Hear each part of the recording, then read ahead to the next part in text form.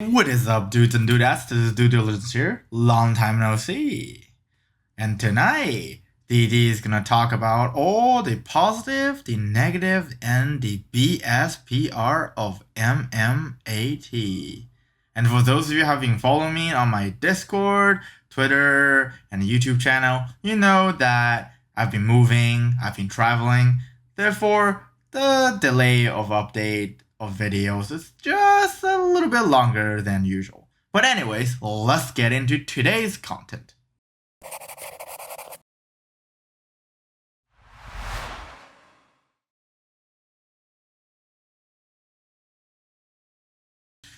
Whoa, that's a little bit bright. Let's get into this. And sorry in advance for my voice. Number 2 got me a new mic, and my voice, the voice recording is gonna be crispy clean. But then the fact that I've been coughing for the past 2 weeks really hurt my throat a little bit. So I'll try not to make my voice sound a little bit weird, but it is. It's deeper than usual, and I have this very non-crispy sound to it. Okay. So on the first day of last week, which is the Monday of last week, July 19th, Meta posted a press release on their website, said Meta joined Stanford's University System X Alliance's affiliates program.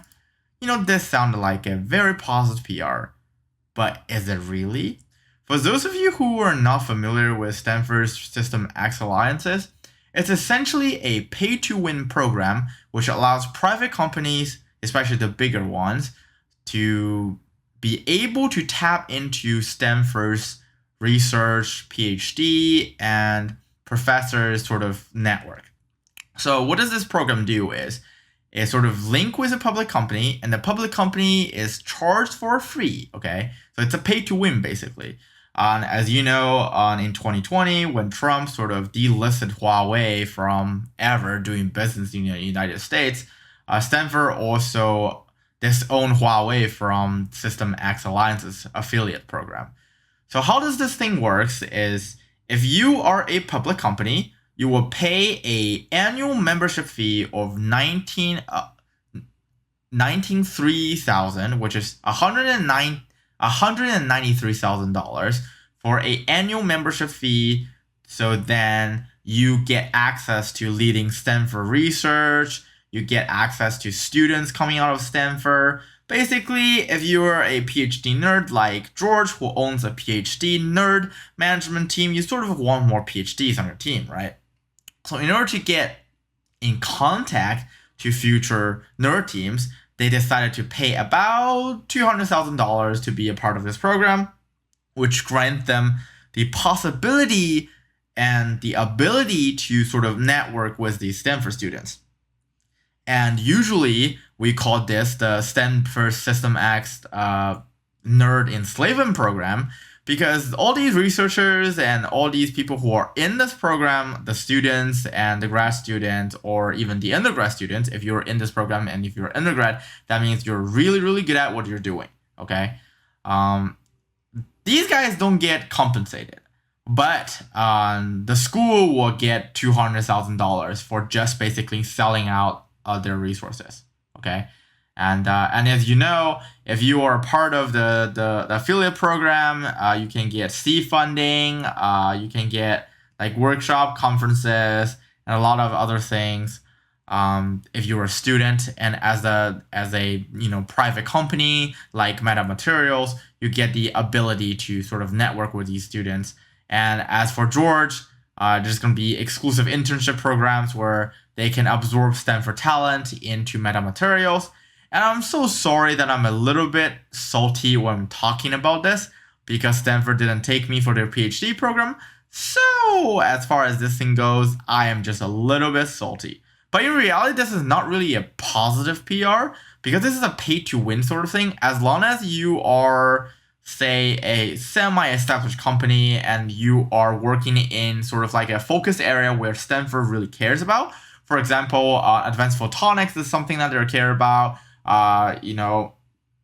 AI projects, stuff like computational, any computational related, any like metamaterial related, and anything high tech, Stanford really want to sort of stick their shoes in the water a little bit. Therefore, in order to join this program, as long as you're established, as long as you're willing to pay for that fee every single year, then you're all set. Okay. And as before, Huawei was a part of this program, and even though Trump sort of kicked them out of the U.S., they still have sort of like presence in Asia, and especially in China, because it's one of their biggest markets there. And they sort of had opportunity and had the ability to sort of recruit a lot of Stanford graduates. And when Stanford booted them from the program, they still don't get a refund for $175K a year. And same thing for Meta. A lot of people think this is a very positive PR, but in reality, it's just another expense or spending PR. That means George decided to spend about $200,000 every single year to basically tap into the Stanford network. All right, so consider that Meta doesn't really have an official PR team, and their R team sucks anyways. So let's just use George's sort of Twitter feed as a reference, I guess. So after the affiliate program, George reported a fake account. I guess George is pretty happy on the 20th. And then we have George talking about the Bucks. I am not really a Bucks fan, but good for you, George. And a lot of people on Reddit are saying it's gonna be $34 because $34. Get the pun. Get the pun. The Meta is gonna be $34 in a few days, weeks, years, millennia. Who knows, right? So if I were you, I'd probably stop making those speculations purely on this Bucks tweet. George is just a Bucks fan, as we know. Okay. And then on the 22nd, George made a sort of like a PR trying to let people know that metamaterials has an implication in solar panels. But as far as we know, if any regular person looking at this tweet is going to be like, oh, yeah, this guy is a clean energy guy. And that's about it. Yep.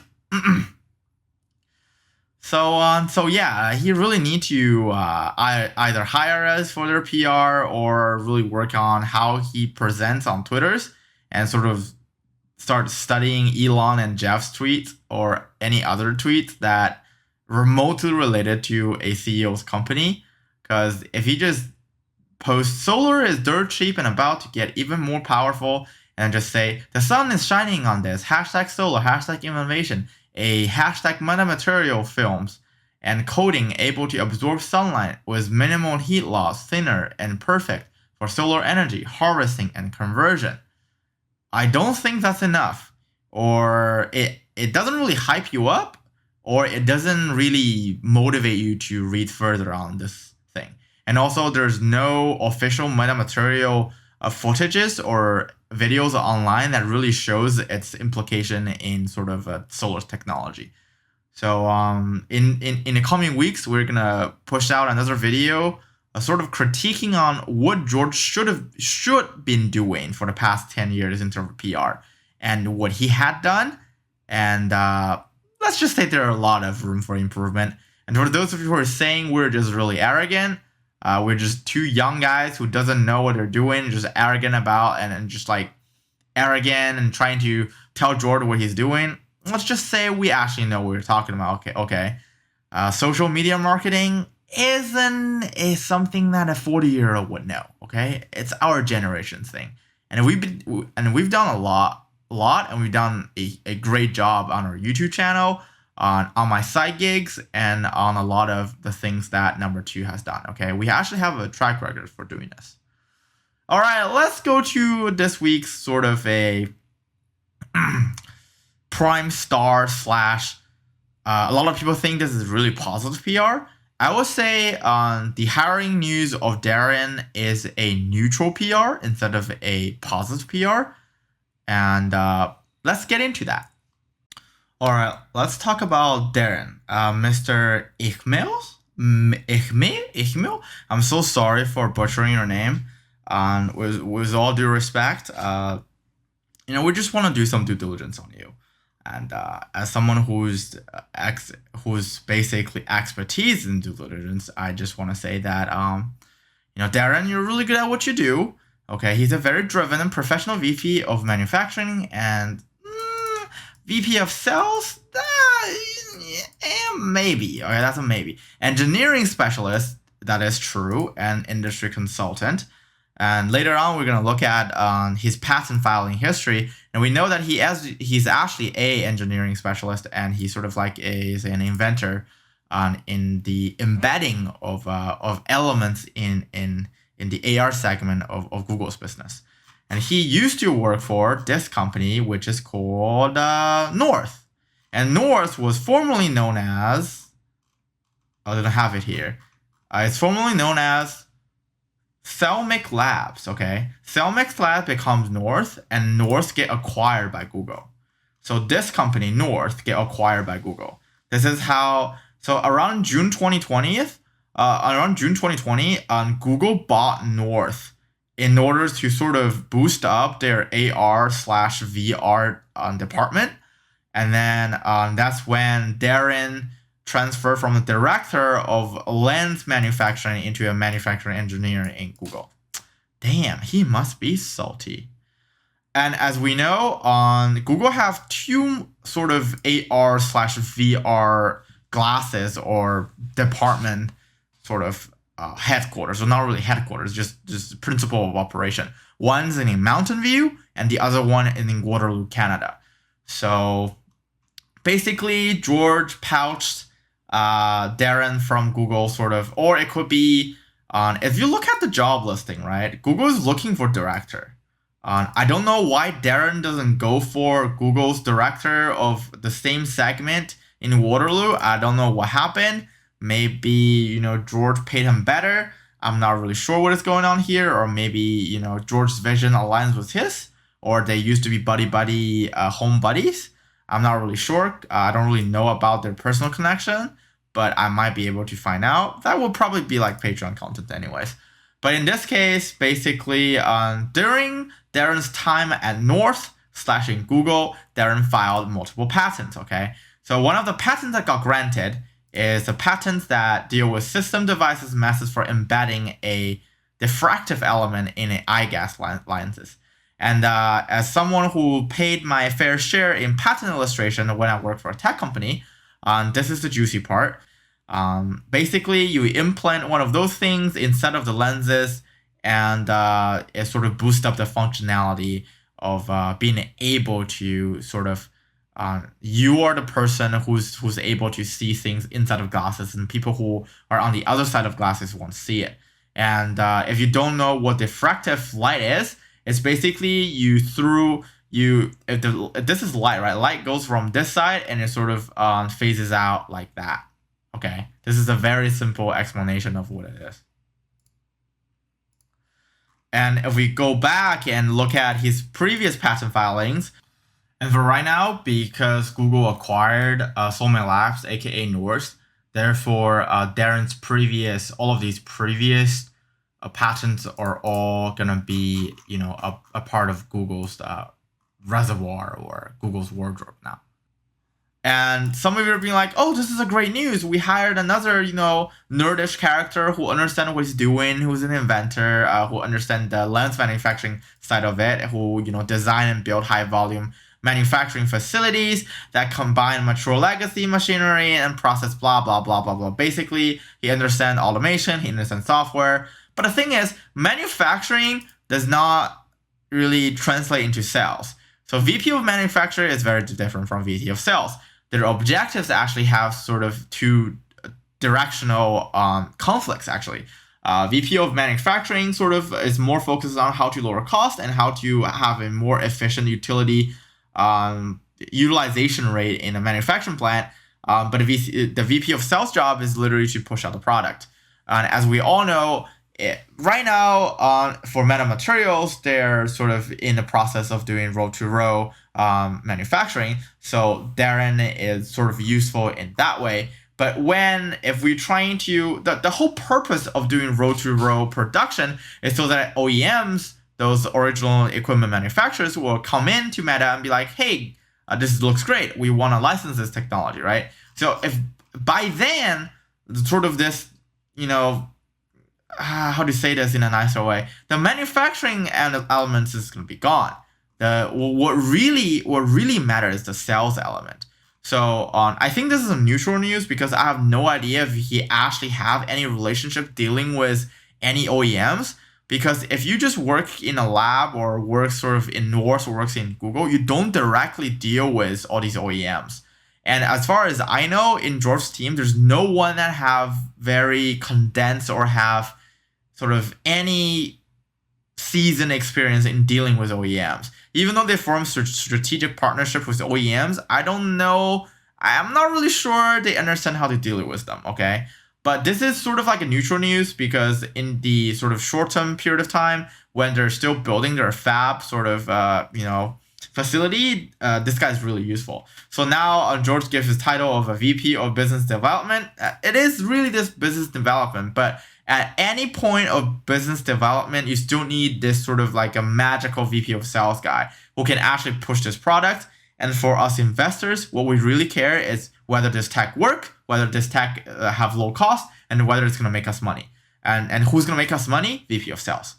I know I've been bashing into Darren, which is I think is kind of unfair, because Darren actually had like some sort of a third-party sales or laboratory advisor role, which he did, driven to a 90% lab-wide deal rate. This is actually manufactured. This has nothing to do with sales. Develop a new maintenance team that improve average machine uptime. This is also manufactured. Like this is all manufactured. Like this guy's a huge, like a great manufacturing guy. Okay. We need to give credit to Darren for his ability to do a really good fabrication manufacturing. But in terms of like external sales, you see there's no comments here. He might be doing some external sales, but dealing with OEMs is a complete different monster here. Okay. You see a third-party sales, develop and present portfolio, blah, blah, blah, blah, blah, blah. Franchising group. This is good because essentially George is in a licensing franchising business now. Even though I think that might not be the best way to monetize, but that's where George wanted to go. So that's where George wanted to go, right? Effective communication to drive sales and achieve business initiatives. It's kind of vague. This is a little bit vague. Displaying profit generation and revenue increase from month to month. Travel international to maintain presence at trade shows and meet with overseas suppliers. This is pretty good, overseas suppliers. But he's done it for 2 years. I'm not really sure if the previous work experience have a huge sort of impact on what George is trying to let him do. I would envision that it's similar, but I think George's AR vision with metamaterial or AR vision with metamaterial is a little bit different from just putting things in a lens. And I think they're selling to a little bit of a different audience. Okay, but we gotta give credit to Darren, and I think Darren is a really great hire. But at this point in stage of where metamaterial is at. And at this stage of the stock price, and this stage of we don't really know who are their actual OEMs, and we don't really know eventually what are the sales situations gonna go, because the AR and VR market is a little bit tricky. Right now we're just gonna give Darren a 5-star on manufacturing ability, and maybe a 3.5-star on the sales ability. All right. And for those of you who are waiting for the video who talk about like Japanese companies who's, the Japanese telecom company who's partnering up with Meta to put a thin layer in their phone or in their communication device, I think that company worth a separate video. So I'm going to make that video right now. And thank you for listening this far. I don't think this video is too long. So you guys are gonna love it. And for those of you guys who haven't smashed a like button, go do that. And for those of you who haven't subbed, go sub. Because if you sub to our channel, you're gonna have 10 years of good luck. All right, see you guys on the upside.